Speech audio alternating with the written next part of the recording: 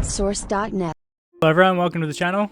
This is just a quick guide for Windows 11. It works on Windows 10 as well, but it's allowing you to set up different language keyboards for different programs and apps. So if you want to use Microsoft Edge in Spanish and Firefox with the English keyboard, this will show you how to do it.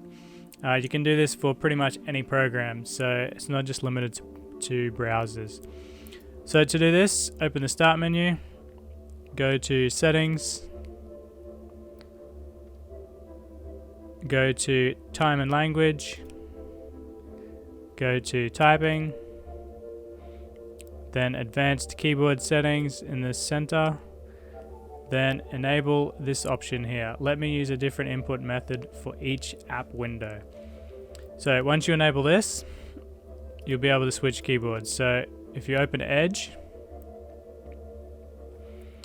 and you use the language shortcut, so by default it's Windows key plus space, and you switch language to English, Microsoft Edge will be running in English. If you open Firefox, make sure that Windows open and active,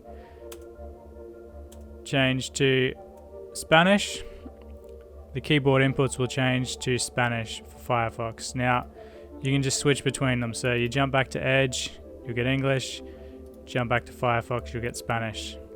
So you can use this for as many programs as you want and as many languages as you want. So the keyboard shortcut to change quickly is Windows key plus space, and you can just switch between them. And this works on Windows 10 as well, following the exact same steps. It's just the settings interface looks a little bit different. Anyway, I hope you found that useful. Thanks for watching. If you found this guide useful, don't forget to like and subscribe, and I'll see you next time.